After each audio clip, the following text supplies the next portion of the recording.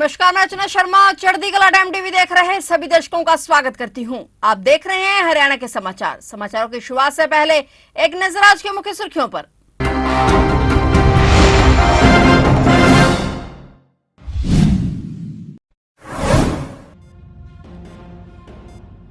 हरियाणा में बदले चुनाव की तारीख। अब 5 अक्टूबर को होगी वोटिंग। अब 4 को नहीं 8 अक्टूबर को आएंगे नतीजे।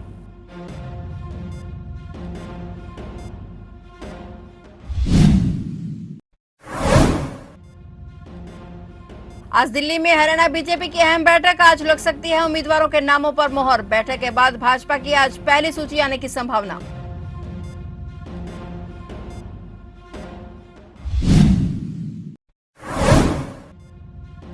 जींद की जन आशीर्वाद रैली में सीएम सैनी की हुंकार। 85 सीटें जीतने का ठोका दावा। कहा कांग्रेस के पास ना नीति, ना नीयत, ना नेतृत्व।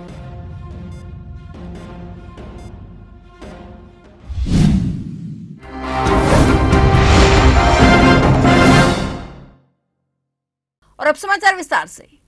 हरियाणा विधानसभा चुनाव की तारीख में बदलाव हो गया है। जहां पहले 1 अक्टूबर को चुनाव होना था, वहीं अब मतदान 5 अक्टूबर को होगा। चुनाव आयोग के अनुसार मतगणना 8 अक्टूबर को होगी। ज्ञात हो कि चुनाव की तारीख से पहले और बाद में छुट्टियों के कारण वोटिंग प्रतिशत कम होने की आशंका थी, जिसके बाद भाजपा ने चुनाव की तारीख में बदलाव को लेकर चुनाव आयोग को पत्र भी लिखा था। हरियाणा में चुनाव आयोग ने यह फैसला बिश्नोई समुदाय के मताधिकार और परंपराओं दोनों का सम्मान रखने के लिए किया है। और निर्वाचन आयोग ने कहा कि आयोग ने गुरु जम्बेश्वर की याद में आसोज अमावस्या उत्सव समारोह में भाग लेने की सदियों पुरानी प्रथा को बरकरार रखा है। यही वजह है कि चुनाव की तारीख में बदलाव हुआ। आयोग ने कहा कि इस वर्ष यह त्योहार 2 अक्टूबर को मनाया जाएगा। सिरसा, फतेहाबाद और हिसार में रहने वाले हजारों बिश्नोई परिवार मतदान के दिन राजस्थान की यात्रा करेंगे, जिससे उन्हें अपने वोट देने का अधिकार नहीं मिलेगा। जिसके मद्देनजर चुनाव आयोग ने फैसला बदलते हुए मतदान की तारीख और मतगणना में बदलाव कर दिया है। बता दें कि हरियाणा विधानसभा चुनाव के लिए सिर्फ मतदान और मतगणना की तारीखों में बदलाव हुआ है। अधिसूचना और नामांकन सहित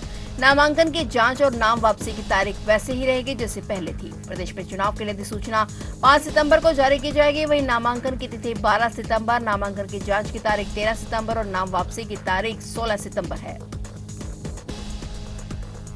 हरियाणा में विधानसभा चुनाव की तारीखों का ऐलान हो चुका है और अब बारी उम्मीदवारों के नाम के ऐलान की है। विधानसभा चुनाव की टिकटों पर आज हरियाणा बीजेपी की अहम बैठक है। भाजपा की बड़ी बैठक दिल्ली में होगी और बैठक में हरियाणा बीजेपी विधानसभा चुनाव प्रभारी धर्मेंद्र प्रधान, मुख्यमंत्री नायब सैनी, बीजेपी अध्यक्ष मोहनलाल बडोली, चुनाव सह प्रभारी विप्लव देव, प्रदेश प्रभारी सतीश पुनिया भी मौजूद रहेंगे। वहीं केंद्रीय मंत्री मनोहर लाल खट्टर भी मौजूद रह सकते हैं। भाजपा की जो 55 सीटें फाइनल हुई हैं, उनमें से कुछ सीटों को लेकर दोबारा चर्चा होगी। बाकी बची 35 सीटों पर भी चर्चा होगी। बैठक के बाद भाजपा की आज पहली सूची आने की संभावना है।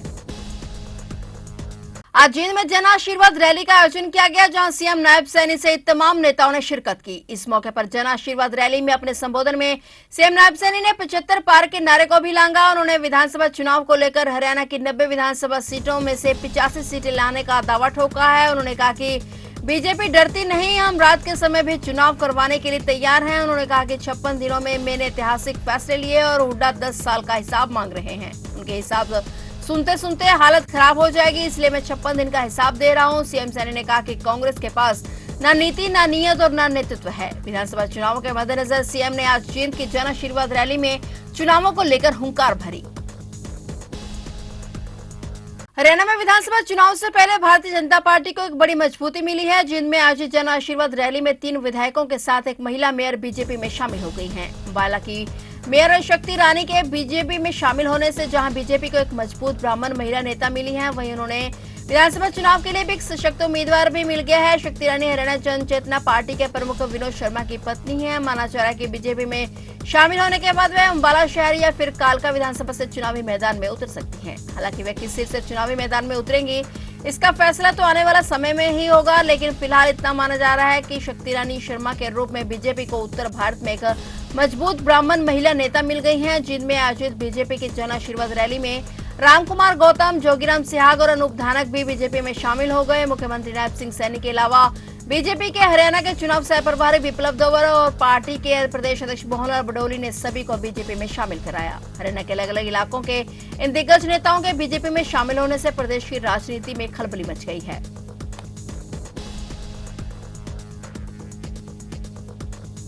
इनेलो नेता अभय सिंह चौटाला आज टोहाना पहुंचे और प्रेस वार्ता को संबोधित किया। अभय सिंह चौटाला ने दावा किया कि हरियाणा में इनेलो और बसपा की सरकार बनने जा रही है। अभय चौटाला ने कहा कि चुनाव प्रचार को लेकर दोनों ही पार्टियां पूरी तरीके से एक्टिव हैं और उम्मीदवारों के नाम घोषित होते ही बसपा प्रमुख बहन मायावती अंबाला, पलवल, सिरसा और जींद में रैली करेंगी। बाकी जगह पर वे खुद और बसपा नेता आकाश आनंद मिलकर प्रचार करेंगे। इस दौरान इनेलो नेता ने बताया कि भाजपा और कांग्रेस की उम्मीदवारों की लिस्ट आने के बाद भगदड़ मचना तय है और पूरे हरियाणा में इनेलो और बसपा गठबंधन की सरकार बनने जा रही है। उन्होंने कहा कि सरकार बनने पर लोगों को मुफ्त बिजली दी जाएगी, रोजगार को बढ़ावा दिया जाएगा और बुढ़ापा पेंशन में भी भारी वृद्धि की जाएगी।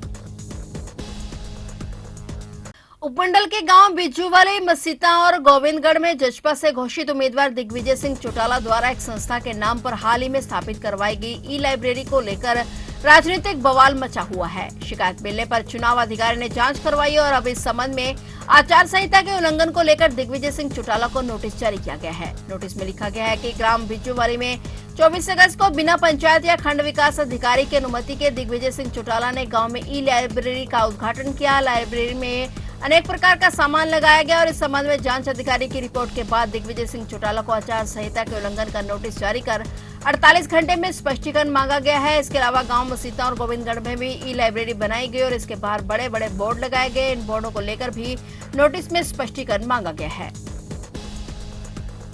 पानीपत में नहर में एक नवजात शिशु का शव मिला, जिसके बाद आसपास के इलाके में हड़कंप मच गया। शव एक लड़के का था जिसका जन्म 24 घंटे पहले हुआ था। पुलिस ने फिलहाल अज्ञात के खिलाफ मुकदमा दर्ज कर लिया है। पुलिस मामले की जांच कर रही है। नवजात का शव पानीपत शहर से गुजर रही दिल्ली पैरेलल नहर से बरामद हुआ है और ऐसा अनुमान लगाया जा रहा है कि किसी अज्ञात ने पहचान छिपाने के इरादे से बच्चे को नहर में फेंका है और शव को सबसे पहले घूमने निकले एक युवक ने देखा था, जिसके बाद उसने शव को बाहर निकाला, जिसके बाद पुलिस को घटना के बारे में अवगत करवाया।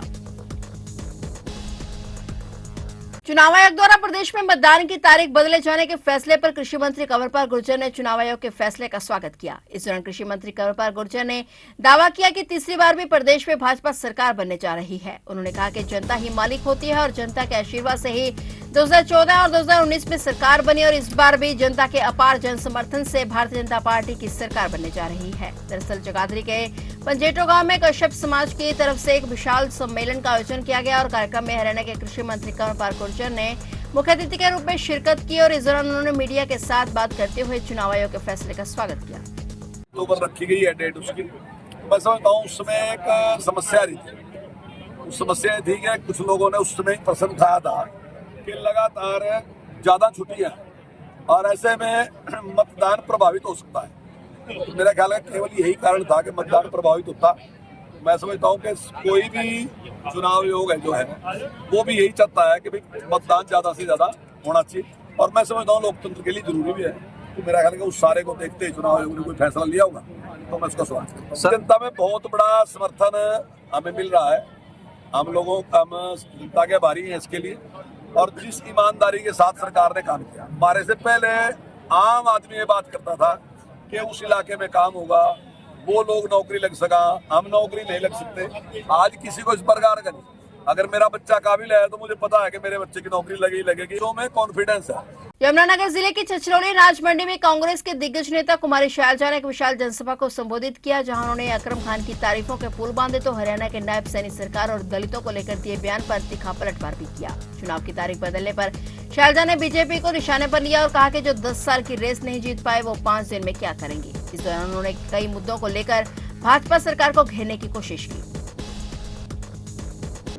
ये तो कमजोरी कहीं ना कहीं दिख रही है भाजपा की। इतना लेट जाके भेजा, फिर इलेक्शन कमीशन ने इतना समय लगाया।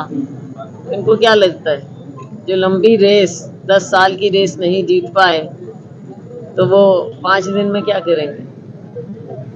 कुछ नहीं होने वाला। जो भी चीजें हैं, छुट्टी है, क्या है, सब कुछ जो भी होगा, लेकिन हम कांग्रेस पार्टी, कांग्रेस के सिपाही जमीन पर उतरे हुए हैं और 90 की 90 सीटों पर हमारी नजर है। फिलहाल हरियाणा के समाचारों में इतना ही और नए समाचारों के साथ फिर से हाजिर होंगे। तब तक के लिए देखते रहिए चढ़ती कला टाइम टीवी।